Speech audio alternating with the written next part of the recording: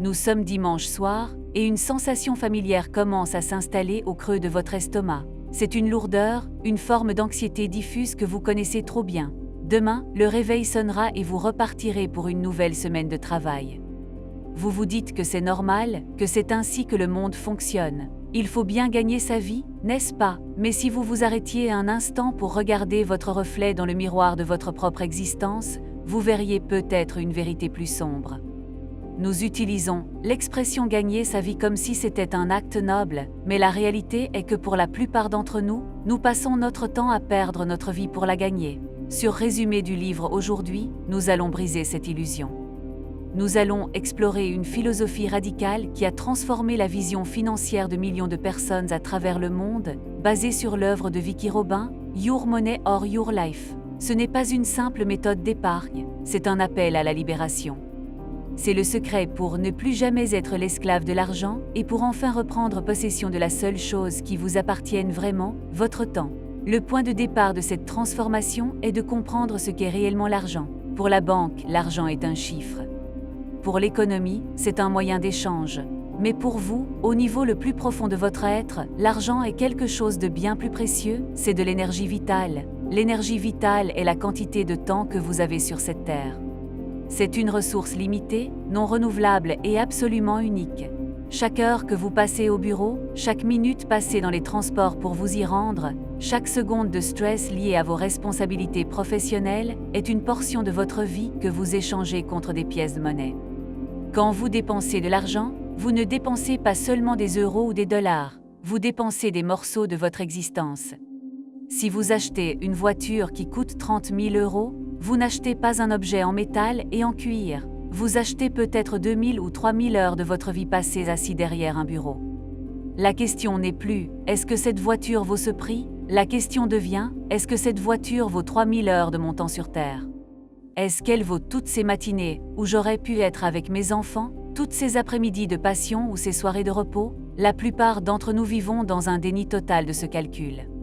Nous pensons que si nous gagnons 30 € de l'heure, nous échangeons une heure de vie contre 30 €. C'est un mensonge mathématique. Pour connaître votre salaire horaire réel, vous devez soustraire tous les coûts cachés liés à votre emploi.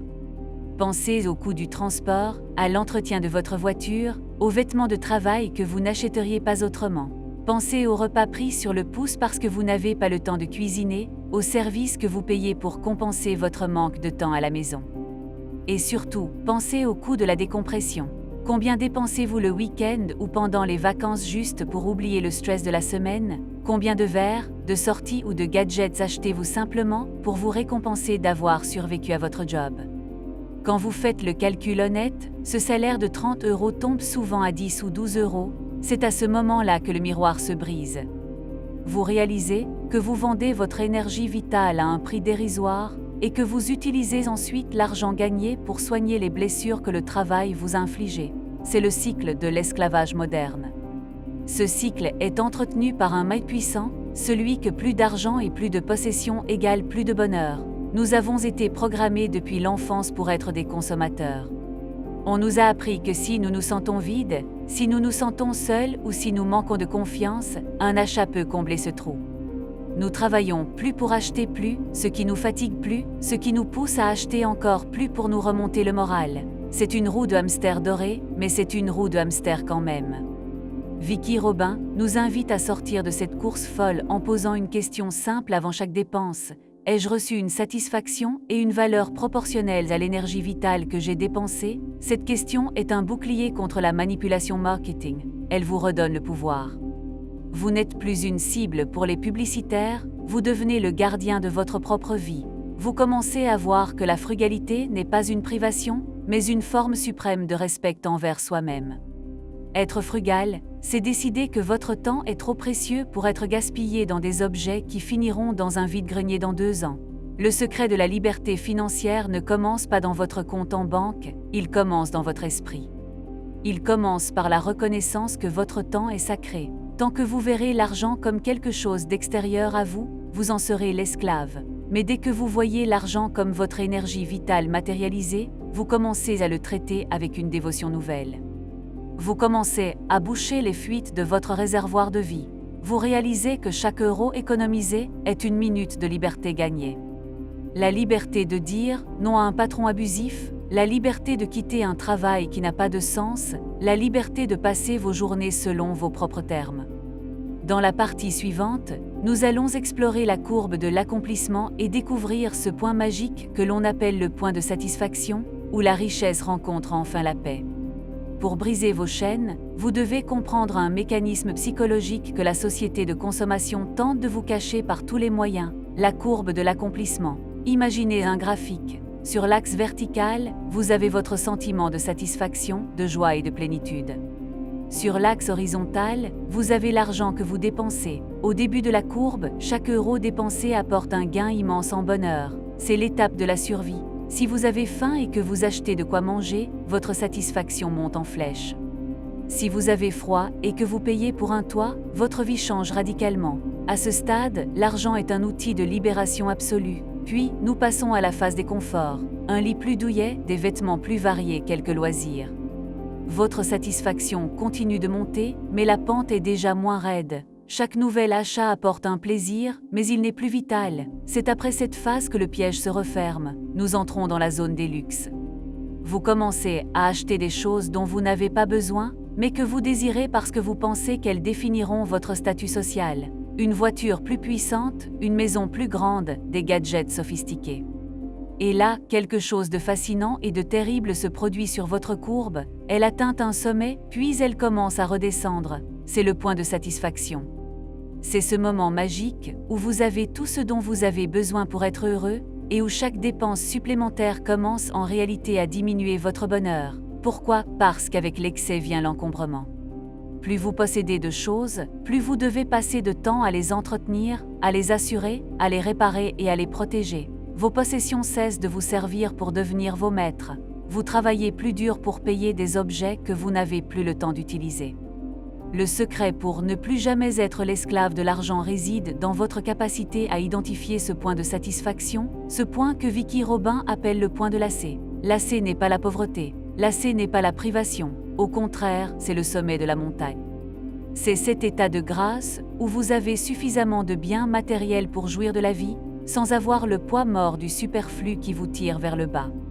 La plupart des gens passent leur vie entière à dépasser ce point, pensant que s'ils ne sont pas encore totalement heureux, c'est qu'ils n'ont pas encore assez dépensé.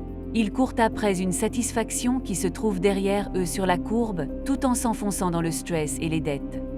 En dépassant votre point de satisfaction, vous entrez dans une phase de gaspillage de votre énergie vitale. Vous échangez vos précieuses heures de vie contre du bruit visuel et du désordre psychologique. Regardez autour de vous, dans votre maison, dans vos placards. Combien d'objets possédez-vous qui ne vous apportent plus aucune joie, mais qui vous ont coûté des semaines de travail? Ces objets sont des fantômes de votre temps passé. Chaque fois que vous les regardez, ils devraient vous rappeler la liberté que vous avez troquée pour les obtenir. Faire la paix avec l'argent, c'est apprendre à dire « ceci est suffisant ». C'est réaliser que la quête infinie du toujours plus est une maladie mentale qui nous empêche de savourer ce que nous avons déjà. En trouvant votre point de satisfaction, vous cessez d'être une proie pour le marketing. Vous n'avez plus besoin de prouver votre valeur par ce que vous étalez. Votre valeur réside dans la qualité de votre temps, pas dans la quantité de vos possessions. Cette prise de conscience demande un courage immense car elle va à l'encontre de tout ce que l'on nous murmure à l'oreille depuis notre naissance. On nous dit que la croissance doit être infinie, mais dans la nature, une croissance infinie sans but s'appelle un cancer. Il en va de même pour vos finances. Si votre consommation ne sert plus votre épanouissement, elle détruit votre vie. En redescendant volontairement vers votre point de satisfaction, vous libérez une quantité massive d'énergie vitale. Cet argent que vous ne dépensez plus dans le superflu devient le capital de votre liberté future. Dans la prochaine partie, nous allons passer à l'action concrète et découvrir les étapes pour suivre chaque goutte de votre énergie vitale afin de boucher les fuites et préparer votre indépendance. Pour cesser d'être un esclave, vous devez d'abord savoir où s'enfuient vos chaînes. La plupart d'entre nous n'ont aucune idée de l'endroit où va réellement leur argent, et donc de l'endroit où va leur vie. Nous vivons dans une forme d'inconscience financière qui nous maintient dans la dépendance.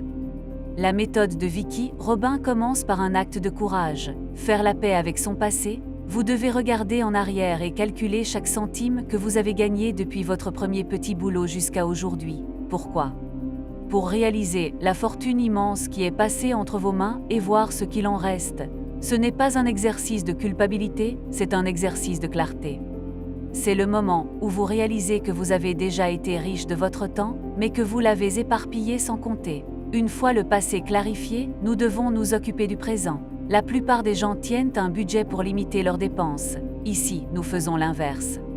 Nous traquons nos dépenses pour évaluer notre vie. Chaque mois, vous devez noter chaque dépense, même la plus petite, et la convertir immédiatement en heures de vie. Ce café à 4 € n'est pas un café, c'est 20 minutes de stress au bureau. Ce nouvel abonnement à un service que vous regardez à peine n'est pas une distraction, c'est une heure de votre vie chaque mois que vous offrez à une multinationale. En faisant cet exercice, vous ne voyez plus des prix, vous voyez des sacrifices. Et soudain, beaucoup de choses qui semblaient indispensables deviennent ridicules. Vous commencez à boucher les fuites de votre réservoir d'énergie vitale, non pas par privation, mais par respect pour vous-même.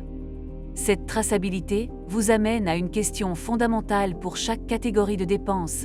Est-ce que cette dépense est en alignement avec mes valeurs et mon but profond? C'est là que le miroir de l'âme devient un outil financier. Si vous dépensez une fortune en vêtements mais que votre rêve est de voyager, vous êtes en train de saboter votre propre bonheur. Si vous payez une salle de sport où vous ne mettez jamais les pieds alors que vous manquez de temps pour lire, vous gaspillez votre vie dans une image de vous-même qui n'existe pas. La liberté financière, c'est l'alignement total entre votre énergie vitale et vos valeurs.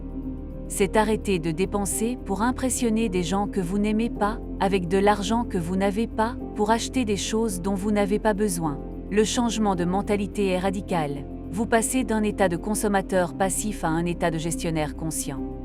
Vous commencez à voir que chaque euro économisé est un soldat qui travaille pour votre libération. La frugalité devient alors une forme d'art, une manière élégante de vivre mieux avec moins. Ce n'est pas être radin, c'est être sélectif.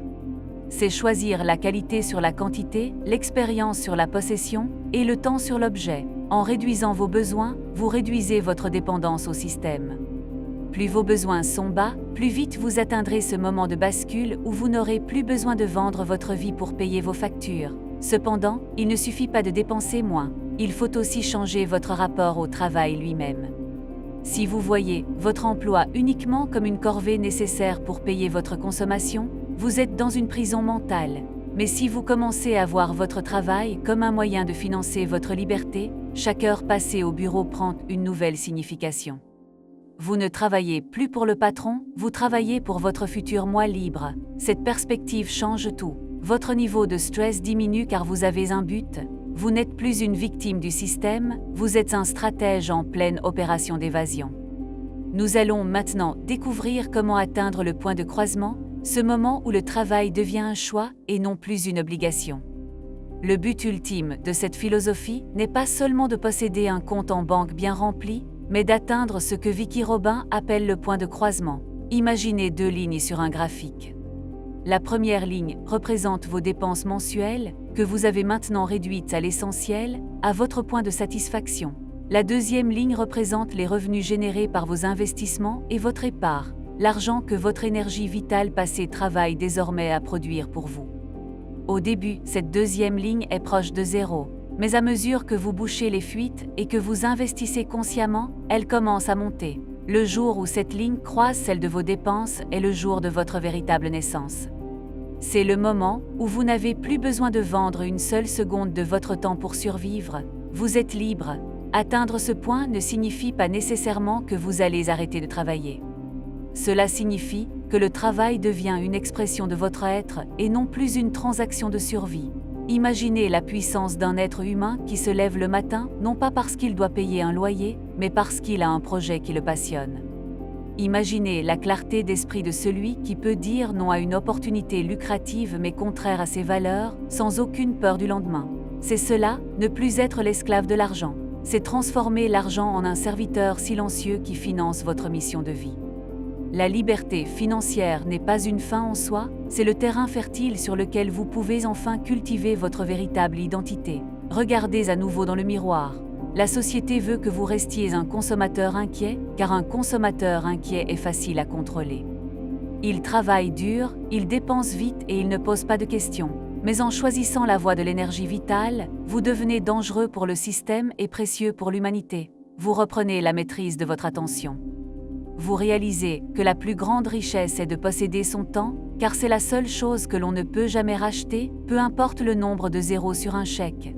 Votre vie est un cadeau unique, une étincelle dans l'infini du temps. Allez-vous vraiment continuer à l'échanger contre des objets qui ne vous aiment pas en retour? Le secret est là, sous vos yeux. Il ne demande pas de gagner au loto ou d'hériter d'une fortune. Il demande simplement une honnêteté radicale et un respect profond pour votre propre vie. Commencez dès aujourd'hui, calculez votre salaire horaire réel, regardez vos dépenses non pas comme des chiffres, mais comme des heures de vie, identifiez votre point de satisfaction. Et surtout, rappelez-vous que chaque fois que vous choisissez de ne pas acheter quelque chose dont vous n'avez pas besoin, vous achetez une part de votre liberté future. Le chemin est long, mais chaque pas vous rapproche de vous-même. Merci de nous avoir accompagnés dans cette exploration sur Résumé du livre. Votre temps est votre seule véritable monnaie. Dépensez-la avec sagesse, car vous êtes le seul à pouvoir décider du prix de votre vie. Si ce message a réveillé quelque chose en vous, partagez en commentaire l'achat que vous allez cesser de faire pour racheter votre liberté. Votre nouvelle vie commence au moment précis où vous décidez que vous en avez assez. Prenez soin de votre énergie, et nous nous retrouverons bientôt pour un nouveau voyage au cœur de ce qui compte vraiment.